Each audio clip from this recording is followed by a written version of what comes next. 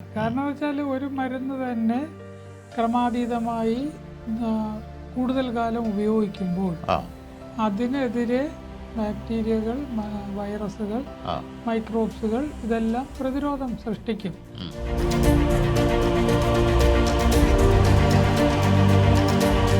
അപ്പോൾ നമ്മൾ അസുഖം ഇല്ലാത്ത, ബാക്ടീരിയ മൂലം അസുഖം ഇല്ലാത്ത ഒരാൾ ആൻറ്റിബയോട്ടിക് കഴിച്ചാൽ, വൈറസ് മൂലമുള്ള ഒരു അസുഖത്തിന് ആൻറ്റിബയോട്ടിക് കഴിച്ചാൽ ഈ ആൻറ്റിബയോട്ടിക് അകത്ത് ചെല്ലുമ്പോഴേക്കും അതിന് പ്രവർത്തിക്കാൻ ബാക്ടീരിയ ഇല്ല.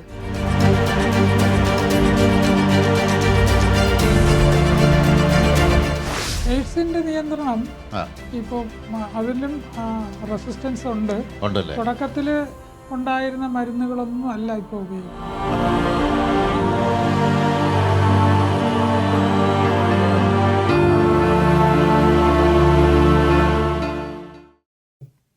നമസ്കാരം പ്രിയപ്പെട്ടവരെ.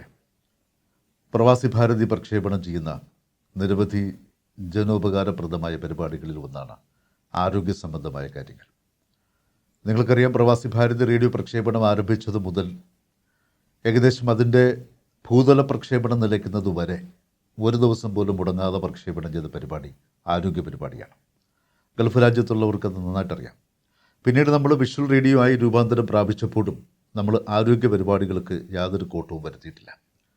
പ്രവാസി ഭാരതി ഇപ്പോൾ 20 രാജ്യങ്ങളിലെ പ്രാദേശിക സമയം അനുസരിച്ച് 10 ചാനലുകളിലൂടെ ഏകദേശം 42 മില്യൺ മലയാളികളിലേക്ക് എത്തുമ്പോൾ ആരോഗ്യ പരിപാടിക്ക് കൂടുതൽ പ്രാധാന്യം നൽകുകയാണ്.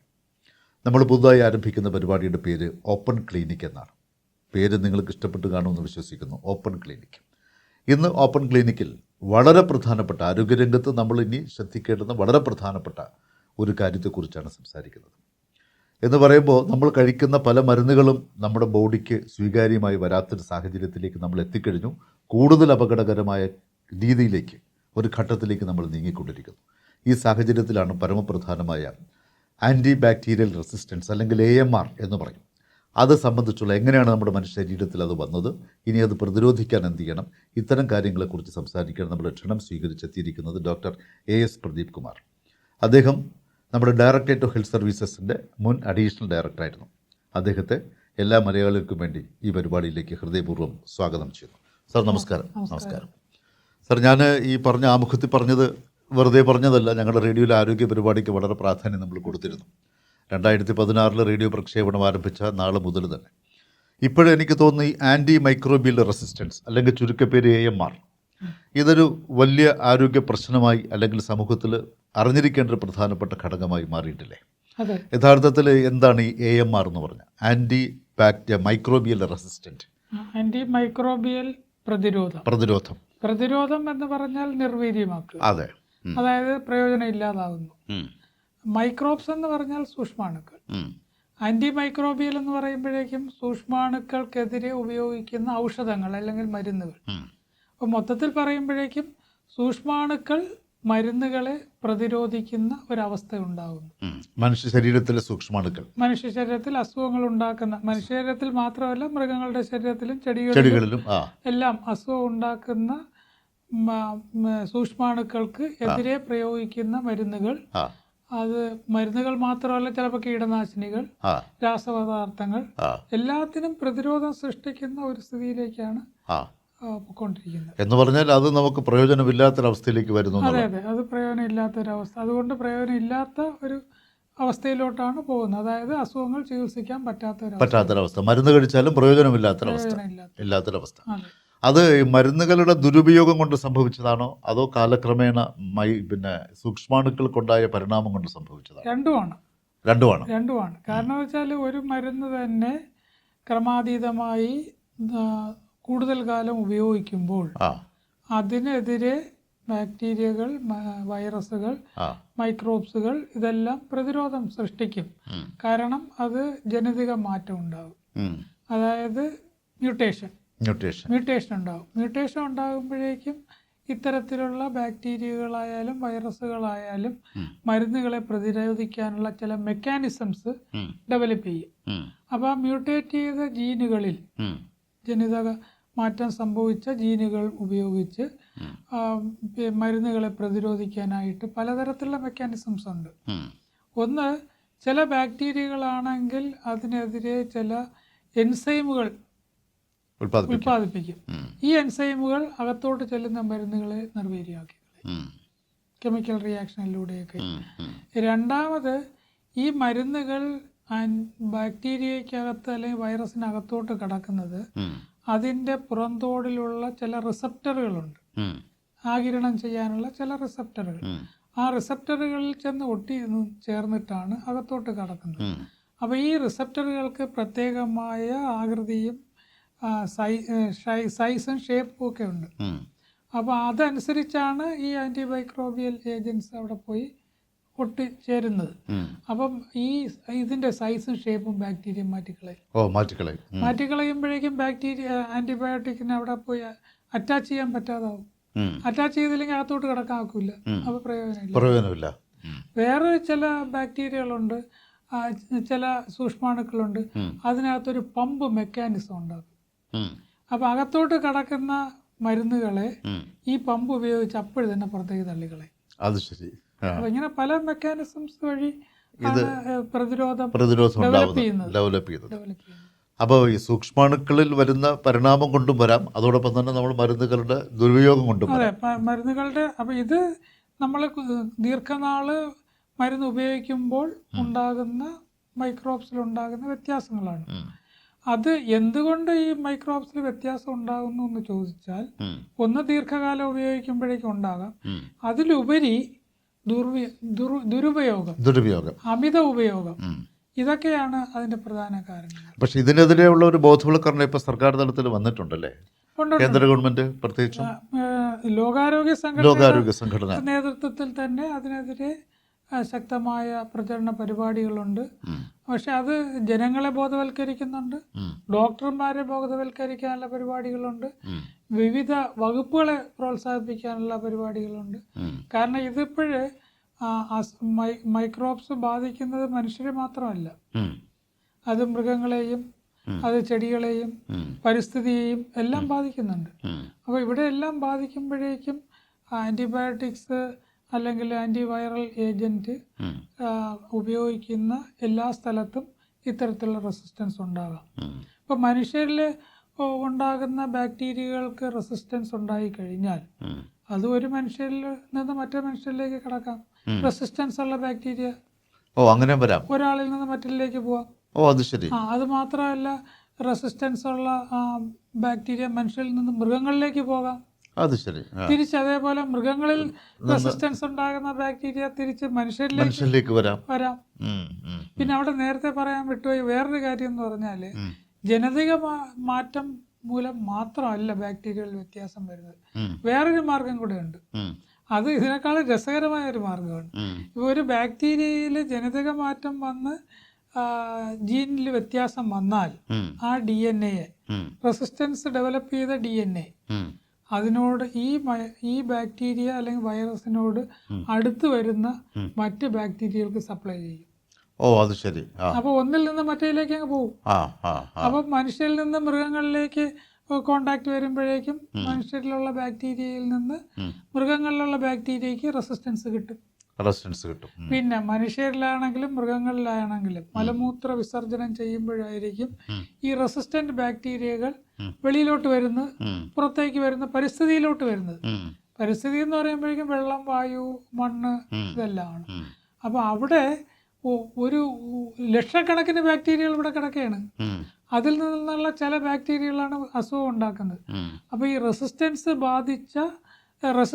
ഉള്ള പിന്നെ സൂക്ഷ്മാണുക്കൾ പരിസ്ഥിതിയിലോട്ട് പോകുമ്പോഴേക്കും പരിസ്ഥിതിയിലുള്ള മറ്റ് അതിനോട് ചേർന്ന് വരുന്ന അതിനോട് അടുത്ത് വരുന്ന മറ്റ് സൂക്ഷ്മാണുക്കൾക്കെല്ലാം ഇത് സപ്ലൈ ചെയ്യും.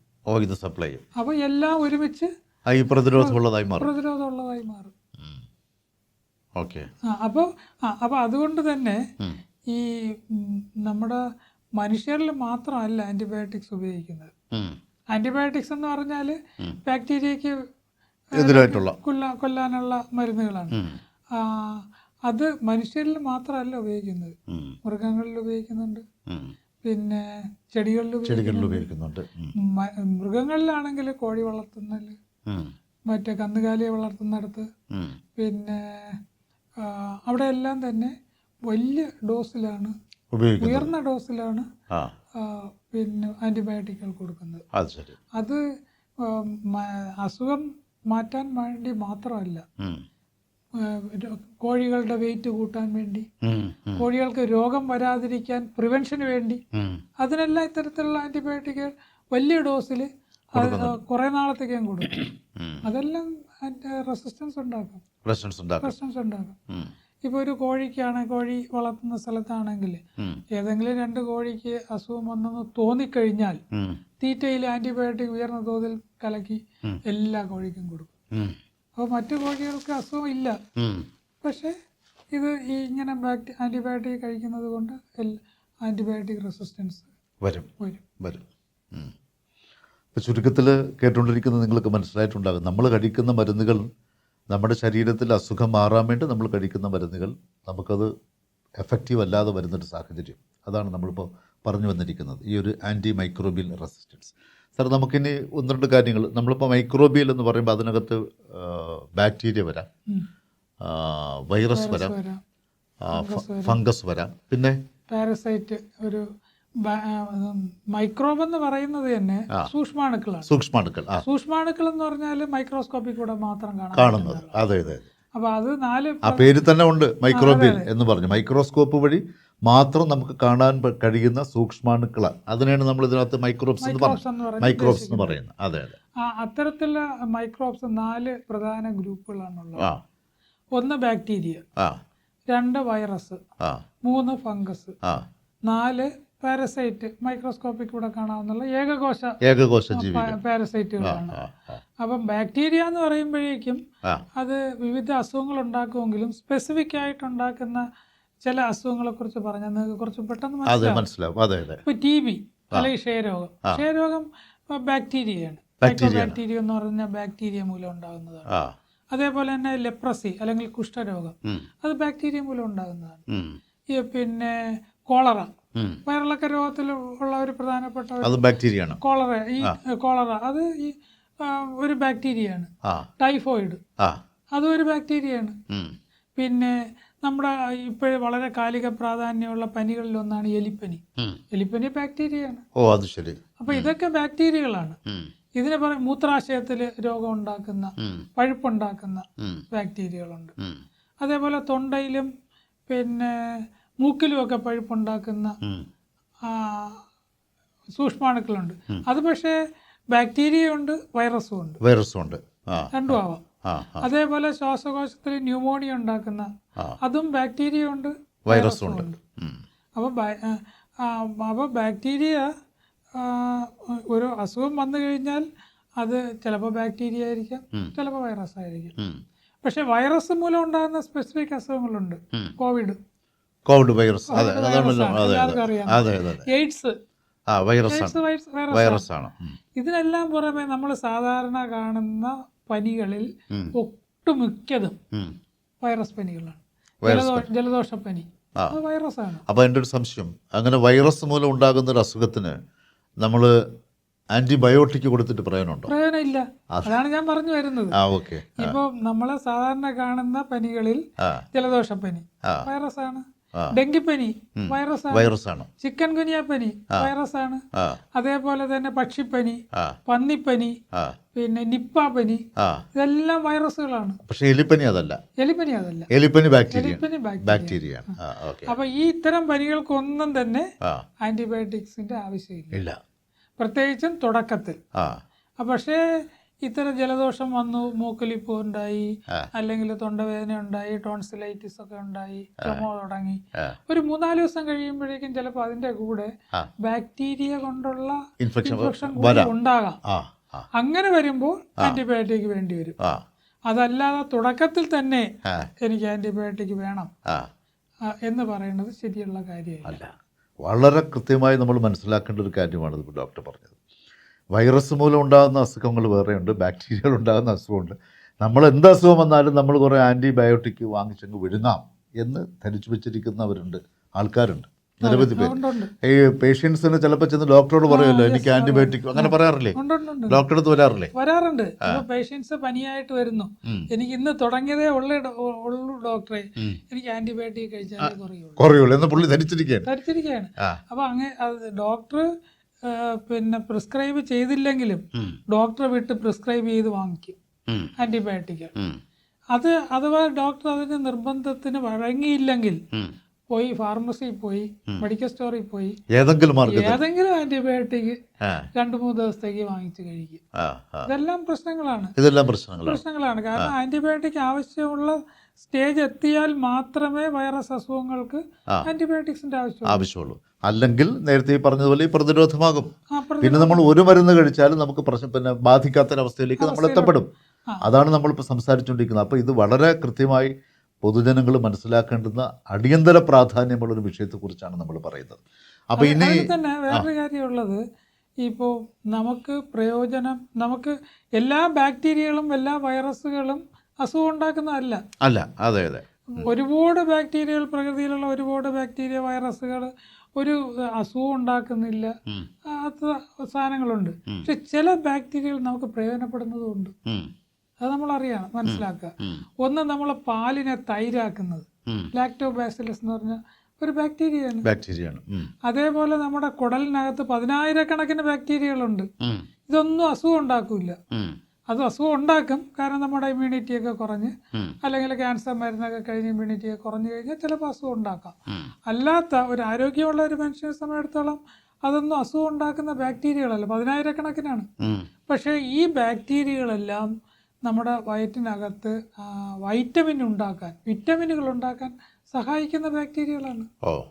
അപ്പോൾ നമ്മൾ അസുഖം ഇല്ലാത്ത, ബാക്ടീരിയ മൂലം അസുഖം ഇല്ലാത്ത ഒരാൾ ആന്റിബയോട്ടിക് കഴിച്ചാൽ, വൈറസ് മൂലമുള്ള ഒരു അസുഖത്തിന് ആന്റിബയോട്ടിക് കഴിച്ചാൽ, ഈ ആന്റിബയോട്ടിക് അകത്ത് ചെല്ലുമ്പോഴേക്കും അതിന് പ്രവർത്തിക്കാൻ ബാക്ടീരിയ ഇല്ല. അപ്പൊ എന്ത് ചെയ്യും? അത് ഈ വയറ്റിനകത്ത് കുടലിനകത്തുള്ള നമുക്ക് പ്രയോജനം തരുന്ന ബാക്ടീരിയകളിലോട്ട് കയറി പ്രവർത്തിക്കും. അപ്പൊ ആ ബാക്ടീരിയ കുറേയൊക്കെ നശിച്ചു പോകും. നമുക്ക് പ്രയോജനം കിട്ടുന്നതാണ്, അതൊക്കെ നശിച്ചു പോകും. ആ ബാക്കിയുള്ള ബാക്ടീരിയകൾ, ജീവിച്ചിരിക്കുന്ന ബാക്ടീരിയൽ റെസിസ്റ്റൻസ് വരും. ആ റെസിസ്റ്റൻസ് വരുന്ന ബാക്ടീരിയകൾ നമ്മൾ മലവിസർജനം നടത്തുമ്പോൾ അതുവഴി പ്രകൃതിയിലോട്ട് പോകും. അപ്പോൾ ഞാൻ നേരത്തെ പറഞ്ഞതുപോലെ പ്രകൃതിയിലുള്ള മറ്റ് റെസിസ്റ്റൻസ് ഇല്ലാത്ത ബാക്ടീരിയക്കും കൂടി റെസിസ്റ്റൻസ് ഉണ്ടാക്കി കൊടുക്കും. അപ്പോൾ അതുകൊണ്ട് ആവശ്യമുണ്ടെങ്കിൽ മാത്രമേ ആന്റിബയോട്ടിക് കഴിക്കാൻ പാടുള്ളൂ.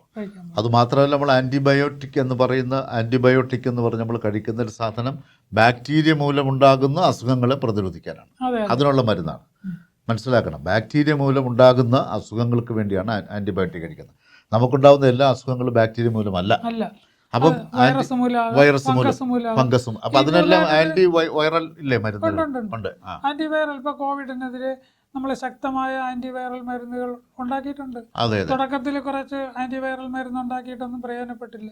പക്ഷെ അവസാനം നല്ല ശക്തമായ ആന്റിവൈറൽ മരുന്നുകൾ ഉണ്ടാക്കിയപ്പോഴാണ് നമ്മൾ കോവിഡിന് വാക്സിനേഷനും കൂടെ ചേർത്താണ് പ്രതിരോധിക്കാൻ സാധിച്ചത്. അതേപോലെ എയ്ഡ്സിന് ഇപ്പോൾ വളരെ ശക്തമായ ആന്റിവൈറൽ മരുന്നുകളുണ്ട്. അപ്പോൾ അത് ആ സിറ്റുവേഷൻ വരുമ്പോൾ, പക്ഷെ നമുക്ക് ഡെങ്കിക്കും ചിക്കൻ ഗുനിയ അത്തരത്തിലുള്ള വൈറസ് രോഗങ്ങൾക്ക് ആന്റിവൈറൽ മരുന്നുകൾ, നല്ല ശക്തമായ മരുന്നുകൾ ഉണ്ടാക്കിയിട്ടില്ല. പക്ഷേ ചിക്കൻ ബോക്സിന് നല്ല ആന്റിവൈറസ് മരുന്നുണ്ട്. ചിക്കൻ ബോക്സിനെതിരെ ഉണ്ട്. മഞ്ഞപ്പിത്തത്തിനെതിരെ ആന്റിവൈറൽ മരുന്നുണ്ട്. അതെല്ലാം വൈറസ് രോഗങ്ങളാണ്. ഇനി ഫംഗസ് മൂലം ഉണ്ടാകുന്ന രോഗങ്ങൾ, ഫംഗസ് മൂലം ഉണ്ടാകുന്ന രോഗങ്ങളാണെങ്കിൽ ഈ തൊലിപ്പുറത്തുണ്ടാകുന്ന പാച്ചസ് ആണ്, പൂപ്പലുകളൊക്കെ. ഇപ്പോൾ വട്ടച്ചൊറി, ഇപ്പോൾ വട്ടമായിട്ട് അവിടെ ചൊറി വരും, അത് ഫംഗസ് മൂലമുള്ളതാണ്. പിന്നെ നമ്മൾ കുട്ടികളിൽ പാല് കുടിക്കുന്ന കുട്ടികളുടെ നാക്കിൽ വെളുത്ത പാട പോലെ കട്ടയ്ക്ക് ഉണ്ടാവും, അത് ഫംഗസാണ്. പിന്നെ നമ്മുടെ ഈറങ്കാലം എന്നൊക്കെ പറയില്ല, വിരലിന്റെ ഇടയിൽ ഇങ്ങനെ അത് ഫംഗസാണ്. പിന്നെ ഈ ഡയപ്പർ ദീർഘകാലം ഉപയോഗിക്കുന്നവർക്ക് റാഷസ് ഉണ്ടാവും, ഇതെല്ലാം ഫംഗസാണ്. ഈ ഫംഗസ് രോഗങ്ങളിൽ ബഹുഭൂരിപക്ഷവും തൊലിപ്പുറത്ത്. പിന്നെ തേമല്, ആ തേമൽ ആ ഫംഗസ് ആണ്. ആ ആ അപ്പോൾ ഇതൊക്കെ തൊലിപ്പുറത്തുള്ളതാണ്. ആ. ശരീരത്തിനകത്ത് ഫംഗസിന്റെ രോഗം വളരെ അങ്ങനെ സാധാരണ ഉണ്ടാകാറില്ല. അതിങ്ങനെ ബോഡി റെസിസ്റ്റൻസ് ഒക്കെ കുറയുന്നവർക്കാണ് അത് വരുന്നത്. സാധാരണ. അല്ലെങ്കിൽ കോവിഡ്, എയ്ഡ്സ് ആ തുടങ്ങിയ രോഗങ്ങളൊക്കെ വന്നു കഴിയുമ്പോഴാണ് ആ അതിന്റെ കോംപ്ലിക്കേഷൻസ് ആയിട്ടാണ് ശരീരത്തിനകത്ത് ആ വൈറസ് രോഗങ്ങൾ, ഫംഗസ് രോഗങ്ങൾ ഉണ്ടാകുന്നത്. ഓക്കെ. അപ്പോൾ ചുരുക്കത്തിൽ ബാക്ടീരിയകൾ മൂലമുണ്ടാകുന്ന അസുഖങ്ങൾക്കുള്ള മരുന്നാണ് ആൻറ്റിബയോട്ടിക്. മനസ്സിലാക്കണം. വൈറസ് മൂലമുണ്ടാകുന്ന അസുഖങ്ങൾക്കുള്ളത് ആൻറ്റിവൈറൽ മരുന്നുകൾ. ഫംഗസ് മൂലമുണ്ടാകുന്ന അത് കൂടുതലും തൊലിപ്പുറത്ത് വരും. ആ ഫംഗസ് ഓയിൻമെൻറ്റുകൾ അതെല്ലാം ആൻറ്റി ഫംഗൽ മരുന്നുകളാണ്. അല്ലെങ്കിൽ ഫംഗിസിഡൽ എന്നും പറയാറുണ്ട്. ഫംഗസിഡാൽ എന്ന് പറയാം ആ മരുന്നിന്. ഓക്കെ.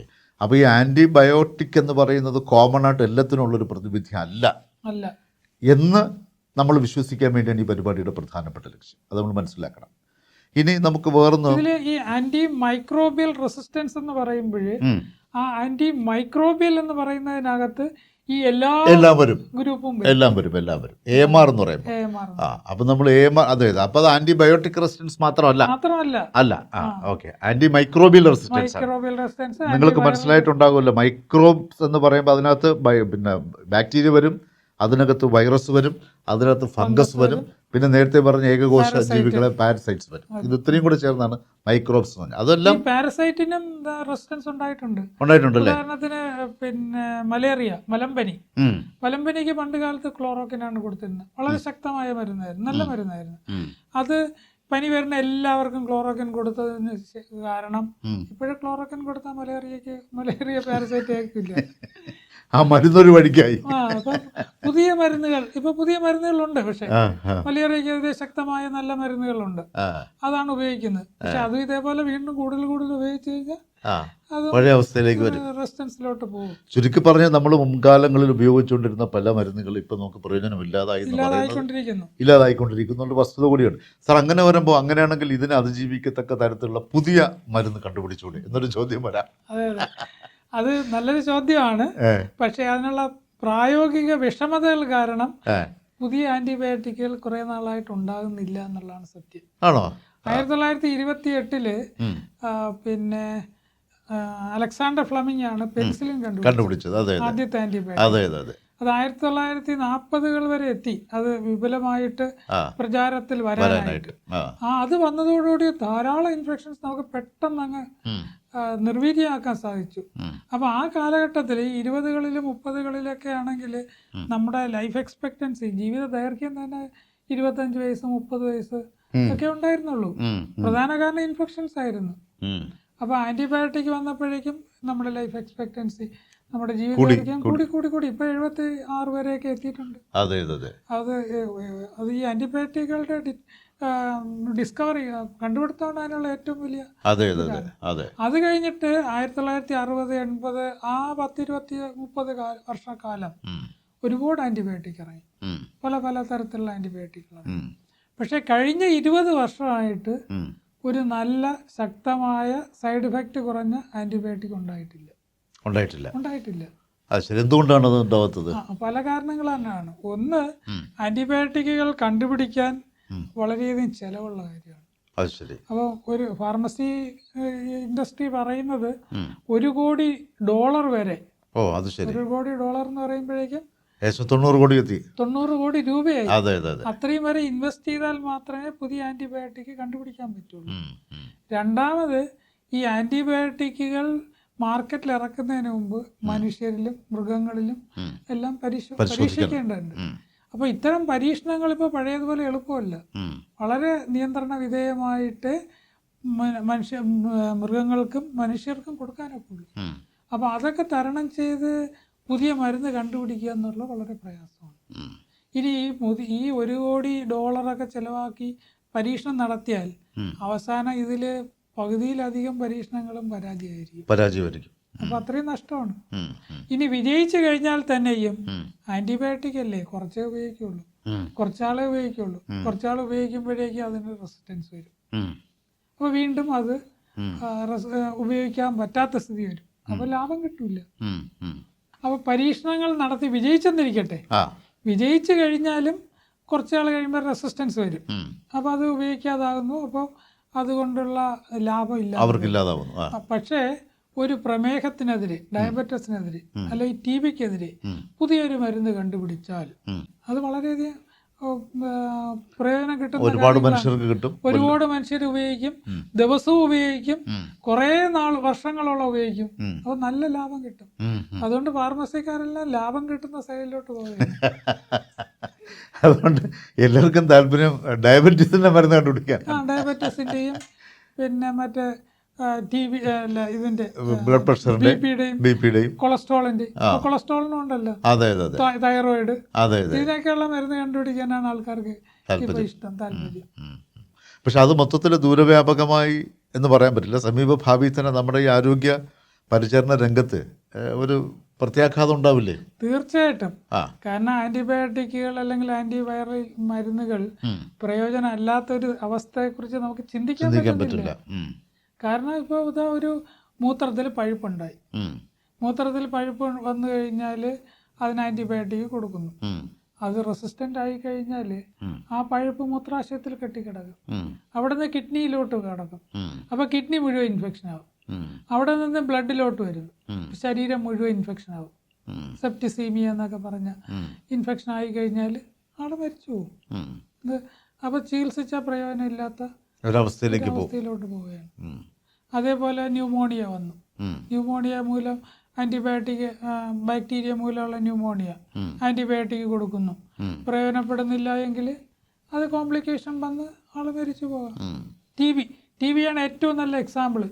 ടി വിക്ക് പണ്ട് തുടക്കകാലത്തിൽ 3 മരുന്ന് കൊടുത്തു കഴിഞ്ഞാൽ, തുടക്കത്തിൽ ആദ്യം 1 മരുന്ന്, പിന്നെ 2 മരുന്ന്, അടുത്ത 3 മരുന്ന് കൊടുത്തു കഴിഞ്ഞാൽ ശക്തമായിട്ട് നമുക്ക് പ്രതിരോധിക്കാമായിരുന്നു. അത് 9 മാസം 18 മാസമൊക്കെയാണ് മരുന്ന് കഴിക്കേണ്ടത്. കുറച്ചാൾ 3-4 മാസം കഴിക്കുമ്പോഴേക്കും ആൾക്കാർ മതിയാക്കും. രോഗലക്ഷണങ്ങൾ മാറി അപ്പോൾ ഒരു സുഖം തോന്നി കഴിയുമ്പോഴേക്കും മരുന്നൊക്കെ മതിയാക്കും. പക്ഷെ അന്ന് ടി വിക്കൊക്കെ, അന്നല്ല ഇന്നാണെങ്കിലും ടി വിക്ക് ഫ്രീ ആയിട്ടാണ് മരുന്ന് കൊടുക്കുന്നത്, എന്നിട്ട് പോലും കഴിക്കാത്ത സ്ഥിതി ഉണ്ടാകുന്നു. അത് കാരണം ടി വിയുടെ ബാക്ടീരിയ എല്ലാം റെസിസ്റ്റൻസ് ഉണ്ടാക്കി. ഈ ആദ്യകാലത്തെ മരുന്നുകൾക്കൊന്നും പ്രയോജനമില്ല. അപ്പോൾ പുതിയ മരുന്നുകൾ കണ്ടുപിടിച്ച് പുതിയ മരുന്ന് 3-4 മരുന്നുകളുടെ കോമ്പിനേഷനാണ് കൊടുക്കുന്നത്. ഇപ്പോൾ ആ പുതിയ മരുന്നുകളുടെ കോമ്പിനേഷന് പോലും റെസിസ്റ്റൻസ് വന്നു. Multi drug resistance T B എന്ന് പറഞ്ഞൊരു ഗ്രൂപ്പ് ഉണ്ടായി കഴിഞ്ഞു.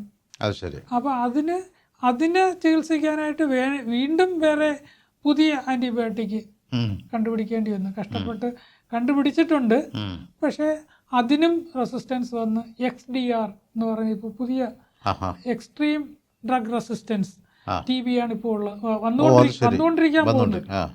അപ്പോൾ അതിന് എന്ന് പറഞ്ഞാൽ ഒരു മരുന്ന് കൊടുത്താലും പ്രയോജനമില്ല. ടി ബി വന്നു കഴിഞ്ഞാൽ മരിച്ചു പോവുക എന്നുള്ള ഒരു സ്ഥിതിയിലോട്ടാണ് നമ്മൾ പൊയ്ക്കൊണ്ടിരിക്കുന്നത്. വളരെ അപകടം. അപ്പോൾ ഇത് മറ്റ് ബാക്ടീരിയ മൂലമുള്ള ഇൻഫെക്ഷനുകളിലോട്ടും വരാനുള്ള ഒരു സാധ്യത അതിവിദൂരമല്ല. ഇതിനൊരു പ്രതിവിധി ഉണ്ടോ? പ്രതിവിധി എന്ന് പറഞ്ഞാൽ ഒരുപാട് പ്രതിവിധികൾ ഉണ്ട്. അതിന് നമ്മൾ ഡോക്ടർമാർ വിചാരിക്കണം, പിന്നെ ജനങ്ങൾ വിചാരിക്കണം, വിവിധ വകുപ്പിലുള്ള മൃഗസംരക്ഷണം, മറ്റേ പശുപരിപാലനം, കോഴി വളർത്തൽ, ഇതിനൊക്കെയുള്ള ബന്ധപ്പെട്ട ആൾക്കാർ ഒരുമിച്ച് വിചാരിച്ചാൽ മാത്രമേ സാധിക്കുകയുള്ളൂ. സർക്കാരുകൾക്ക് ഇത് സംബന്ധിച്ചുള്ളൊരു അവയർനെസ് ഉണ്ടോ? സർക്കാർ ഇപ്പോൾ കേരള സർക്കാർ വളരെയധികം വളരെയധികം മുൻകൈയെടുത്ത് ചില പരിപാടികൾ നടത്തുന്നുണ്ട്. അപ്പോൾ അതിൽ കർസാപ്പ് എന്ന് പറഞ്ഞൊരു പ്രോഗ്രാമുണ്ട്, Kerala anti microbial resistance strategic action plan എന്ന് പറഞ്ഞത്. അപ്പോൾ അതുപോലെ തന്നെ അതിൽ കർസ് നെറ്റ് എന്ന് പറഞ്ഞ വേറൊരു സർവൈലൻസ് പ്രോഗ്രാമുണ്ട്, അതായത് അതിൻ്റെ നിരീക്ഷണത്തിന് വേണ്ടിയിട്ടുള്ള. അപ്പോൾ കർസാപ്പ് പ്രോഗ്രാമിലാണെങ്കിൽ ഏതൊക്കെ രോഗലക്ഷണങ്ങൾ ആണ് എന്ന് മനസ്സിലാക്കിക്കൊണ്ട് അത് ഏത് ബാക്ടീരിയ അല്ലെങ്കിൽ ഏത് വൈറസ് ആയിരിക്കും അത് ഉണ്ടാക്കിയത് എന്ന് മനസ്സിലാക്കാനായിട്ട് ഡോക്ടർമാർക്കുള്ള പരിശീലനങ്ങളാണ്. അത് അതിനുള്ള ഒരു പ്രോഗ്രാം തന്നെ ഉണ്ട്. അപ്പോൾ അത് ഹെൽത്ത് ഡിപ്പാർട്ട്മെന്റിലുള്ള ഡോക്ടർമാർക്കെല്ലാം അതിൻ്റെ ട്രെയിനിങ് ഒക്കെ കൊടുത്തിട്ടുണ്ട്. പ്രൈവറ്റിൽ എത്രത്തോളം ഉണ്ടായിട്ടുണ്ടെന്ന് എനിക്ക് അറിഞ്ഞുകൂടാ. അപ്പോൾ ഈ അപ്പോൾ ആ രോഗലക്ഷണങ്ങൾ വെച്ചുകൊണ്ട് തന്നെ ഇന്ന ബാക്ടീരിയ അല്ലെ ഇന്ന വൈറസ് മൂലമായിരിക്കാം, അപ്പോൾ അതിന് ഇന്ന ആൻറ്റിബയോട്ടിക്കാണ് കൊടുക്കേണ്ടത് എന്ന് വളരെ കൃത്യമായിട്ട് മനസ്സിലാക്കാൻ സാധിക്കും. ഇപ്പോൾ തൊണ്ടയിൽ ഉള്ള ഇൻഫെക്ഷനാണ്, അത് വൈറസ് ആണോ ബാക്ടീരിയ ആണോ, രോഗലക്ഷണങ്ങൾ വെച്ച് മനസ്സിലാക്കുന്നു. ടെസ്റ്റ് ചെയ്യണമെന്നില്ല. ഇപ്പോൾ വലിയ ആശുപത്രികളിലാണ് ടെസ്റ്റിങ്ങും അതിൻ്റെ കൾച്ചറും ഒക്കെ ചെയ്യുന്നത്. പക്ഷേ ഒരുപാട് നമുക്ക് കേരളത്തിൽ ഒരുപാട് പ്രൈവറ്റ് ഹോസ്പിറ്റൽ, ചെറിയ ക്ലിനിക്കുകളൊക്കെ ഉണ്ട്. അവിടെയൊന്നും ഇതൊന്നും ടെസ്റ്റ് ചെയ്യാനുള്ള സംവിധാനം ഇല്ല. അപ്പോൾ രോഗലക്ഷണങ്ങൾ വെച്ചുകൊണ്ടാണ് ഡോക്ടർമാർ അത് ബാക്ടീരിയൽ ആണോ വൈറസ് ആണോ എന്ന് കണ്ടുപിടിക്കും. അപ്പോൾ ഇതിൽ ഈ കർസാപ്പ് പ്രോഗ്രാം വഴി അതിലുള്ള രോഗലക്ഷണങ്ങൾ വെച്ചുകൊണ്ട് അത് ബാക്ടീരിയ ഇൻഫെക്ഷൻ ആണോ വൈറൽ ഇൻഫെക്ഷൻ ആണോ എന്ന് മനസ്സിലാക്കാനും അതിൽ ഏത് മരുന്ന് കൊടുത്താലാണ് ഇതിന് കൃത്യമായിട്ട് ഏൽക്കുന്നത്, റെസിസ്റ്റൻസ് ഇല്ലാതെ ചികിത്സിച്ച് ഭേദമാക്കാൻ പറ്റുന്നത് എന്നുള്ളത് ആ പ്രോഗ്രാമിൽ പറയുന്നുണ്ട്. അത് ശരി. അപ്പോൾ അതിനുള്ള പരിശീലനം ഗവൺമെന്റ് ഓഫ് കേരള ഇനിഷ്യേറ്റീവ് എടുത്തിട്ടുണ്ട്. ഗവൺമെന്റ് ഓഫ് കേരള ഹെൽത്ത് ഡിപ്പാർട്ട്മെന്റിലെല്ലാം കൊടുത്തിട്ടുണ്ട്. അതിന് വേണ്ടിയിട്ടുള്ള ബുക്ക്ലെറ്റും അവൈലബിൾ ആണ്. ഇത് ജനത്തിനിടയിൽ അവയർനെസ്, ഒരു മാസ് അവയർനെസ് പ്രോഗ്രാമിന് ആവശ്യമുണ്ടോ? അതെ. അപ്പോൾ ഈ കർസാക് പ്രോഗ്രാമിൽ തന്നെ കർസാക് അല്ല, മാസ് അവയർനെസ് പ്രോഗ്രാമിനും പ്ലാനുണ്ട്, പദ്ധതിയുണ്ട്. അപ്പോൾ അത് ജനങ്ങളെ ഇത്തരം കാര്യങ്ങൾ ബോധവൽക്കരിക്കുക. അപ്പോൾ ജനങ്ങളെ ബോധവൽക്കരിക്കുമ്പോഴേക്കും ആവശ്യമുള്ള അസുഖങ്ങൾക്ക് മാത്രമേ ആന്റിബയോട്ടിക് കഴിക്കാവൂ. അത് വൈറസ് രോഗങ്ങൾക്ക് ആന്റിബയോട്ടിക് ചോദിച്ച് വാങ്ങിക്കാതിരിക്കണം. ഇനി ഡോക്ടർ പ്രിസ്ക്രൈബ് ചെയ്ത് കഴിഞ്ഞാൽ 5 ദിവസത്തേക്ക് 3 നേരം എന്ന് പറഞ്ഞാൽ കൃത്യമായിട്ട് അതേപോലെ കഴിക്കണം.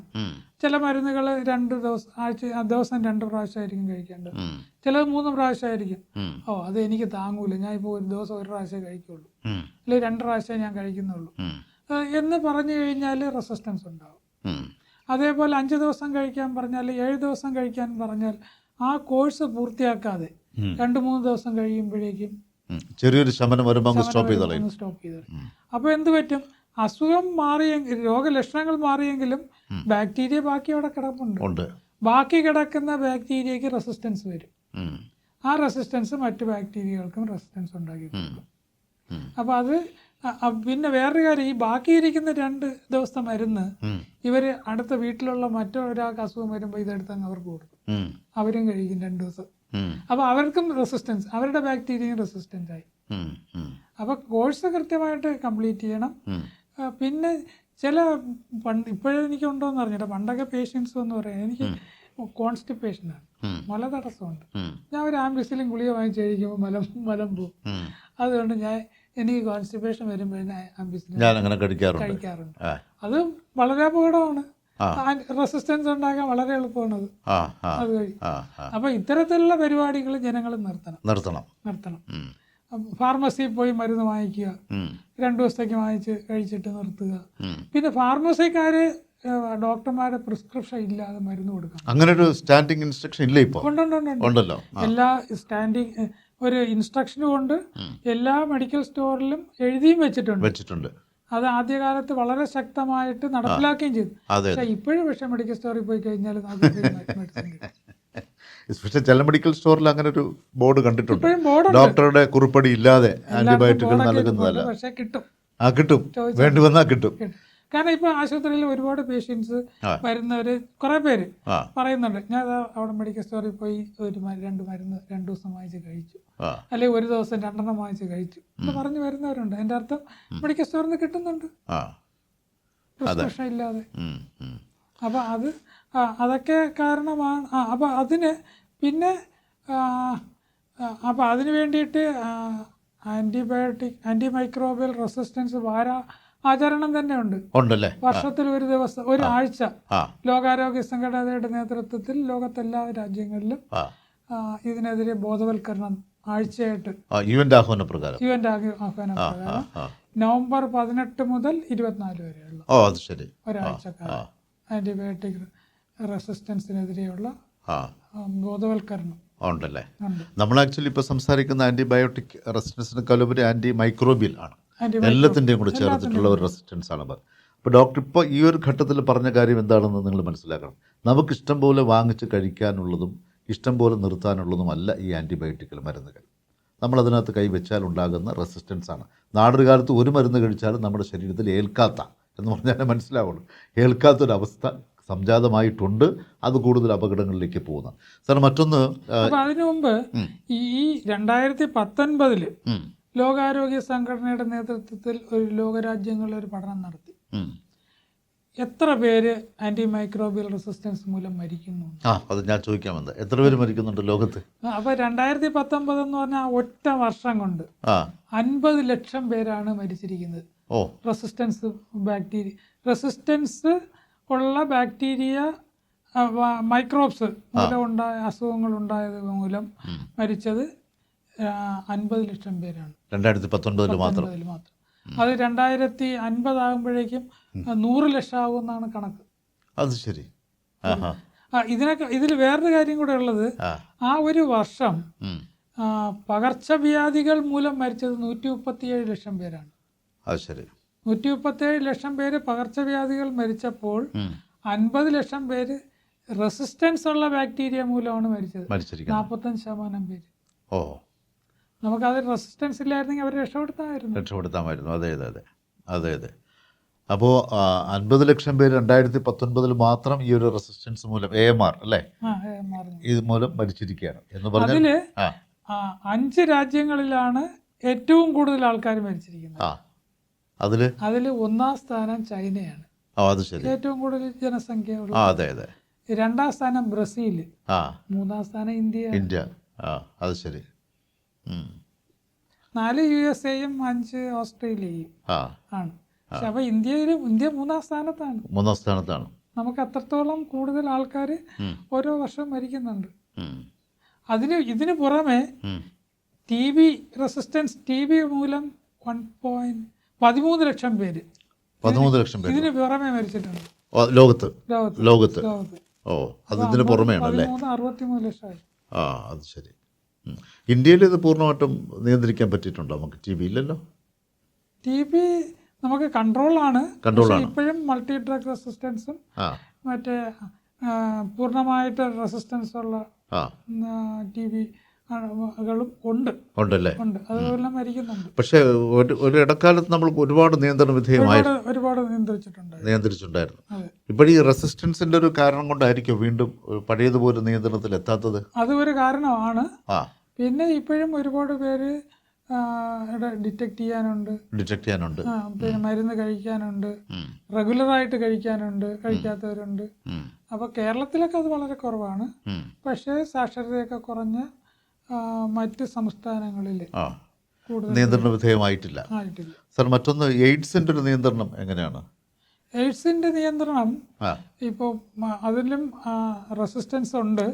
തുടക്കത്തിൽ ഉണ്ടായിരുന്ന മരുന്നുകളൊന്നും അല്ല ഇപ്പോൾ ഉപയോഗിക്കുന്നത്. ഇപ്പോഴും റെസിസ്റ്റൻസ് കാരണം അതിനെല്ലാം റെസിസ്റ്റൻസ് ആയി കഴിഞ്ഞു. ഇപ്പോഴേറ്റവും പുതുതായിട്ടുള്ള 3 മരുന്നുകളുടെ കോമ്പിനേഷനാണ് ഉപയോഗിക്കുന്നത്, ആന്റി റെട്രോവൈറൽ ഡ്രഗ്സ്. അപ്പോൾ അത് കൃത്യമായിട്ട് അതിലുള്ള ഒരു കാര്യം വെച്ചാൽ ജീവിതകാലം മുഴുവൻ ദിവസേന ഈ മരുന്ന് കഴിക്കേണ്ടതുണ്ട്. അപ്പോൾ ഇടയ്ക്ക് മുടങ്ങിപ്പോയ റെസിസ്റ്റൻസ് ഉണ്ടാകും. അപ്പോൾ ഇപ്പോഴത്തെ 3 മരുന്നുകൾ ശക്തമായ മരുന്നാണ്, റെസിസ്റ്റൻസ് ഇല്ലാത്ത മരുന്നാണ്. അപ്പോൾ അത് കൃത്യമായിട്ട് ആൾക്കാർ കഴിച്ച് പോയിക്കഴിഞ്ഞാൽ റെസിസ്റ്റൻസ് ഉണ്ടാകാതെ പോകും. അതിന് റെസിസ്റ്റൻസ് ഉണ്ടായി കഴിഞ്ഞാൽ പിന്നെ നമുക്ക് റിസർവ് ഡ്രഗ് ഒന്നുമില്ല. അത് ശരി. അപ്പോൾ ഈ കഴിഞ്ഞ ഒരു വർഷക്കാലം എയ്ഡ്സിന്റെ കണ്ടുപിടുത്തം, എയ്ഡ്സ് ഉണ്ടാകുന്നത് കുറേശ്ശെ കൂടി വരുന്നതായിട്ടാണ് കണക്ക്. വീണ്ടും കൂടി വരുന്നുണ്ട്. ഇടയ്ക്ക് വെച്ച് വളരെ കുറഞ്ഞിരുന്നു. ഈ മയക്കുമരുന്നിന്റെ ഉപയോഗം, മയക്കുമരുന്നിന്റെ ഉപയോഗം, കാരണം ഇഞ്ചക്ഷൻസ് ഒക്കെ ഉപയോഗിക്കുന്നത് കാരണം പലരും ഒരേ സിറിഞ്ച് ഉപയോഗിച്ച് ഇഞ്ചക്ഷൻ കൊടുക്കുന്നത് കാരണം അതുണ്ടാകുന്നുണ്ട്. പിന്നെ ഈ മയക്കുമരുന്ന് അതൊക്കെ ഉപയോഗിക്കുമ്പോഴേക്കും സെക്ഷൽ ആക്ടിവിറ്റീസും കൂടുതലായിരിക്കും. അതുകൊണ്ടും എയ്ഡ്സ് വർദ്ധിക്കാൻ സാധ്യതയുണ്ട്. പിന്നെ കുറച്ച് ഇതേപോലെ കണ്ടുപിടിക്കാതെ മരിക്കുന്നവരും എല്ലാം ഉണ്ട്.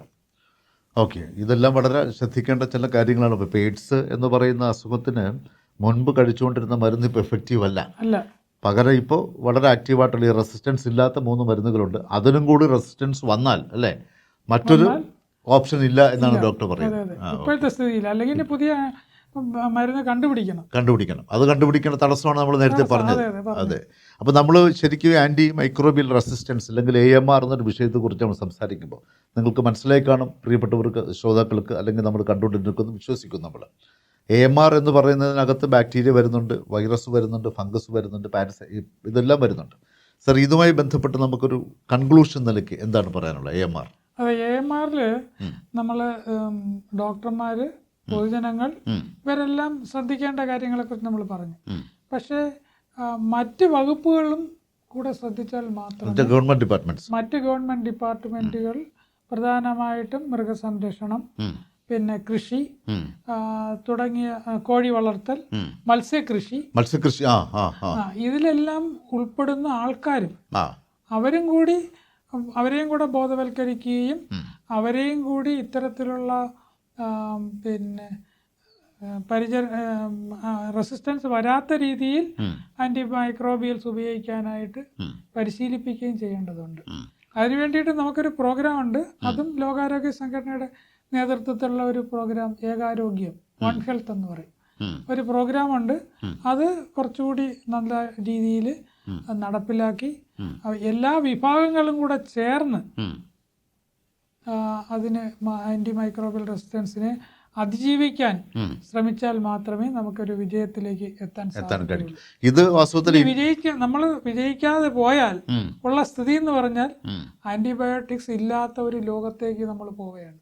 1928 മുമ്പുള്ള ഒരു ലോകത്തേക്ക്. നമ്മുടെ ജീവിത ദൈർഘ്യം തന്നെ 76-ൽ നിന്ന് താഴോട്ട് വരും, 40-ഉം 30-ഉം ഒക്കെ ആയിട്ട് പോകും. ആ ഒരു സ്ഥിതി വരാതിരിക്കാൻ എല്ലാവരും ശ്രമിക്കണം. അതെ, ഇതൊരു സന്ദേശവും വാസ്തവത്തിൽ ഇതൊരു ബോധവൽക്കരണ പരിപാടിയായിട്ട് നിങ്ങൾ എടുക്കണം. പ്രവാസി ഭാരതി പ്രക്ഷേപണം ചെയ്യുന്ന ഓപ്പൺ ക്ലിനിക് എന്ന പരിപാടിയുടെ ആദ്യത്തെ എപ്പിസോഡായിട്ട് നമ്മൾ ഈ ഒരു പരിപാടി നിങ്ങൾക്ക് മുന്നിൽ അവതരിപ്പിക്കുകയാണ്. സാർ, നമുക്ക് തൽക്കാലം ഈ ഒരു വിഷയത്തെക്കുറിച്ചുള്ളത് അവസാനിപ്പിക്കാം. അപ്പോൾ എന്തായാലും ഇത്രയും സമയം ഞങ്ങളുടെ ശ്രോതാക്കൾക്ക് വേണ്ടി സമയം ചെലവഴിച്ച സാറിന് പ്രവാസി ഭാരതിയിൽ നന്ദി അറിയിക്കുന്നു. നമസ്കാരം.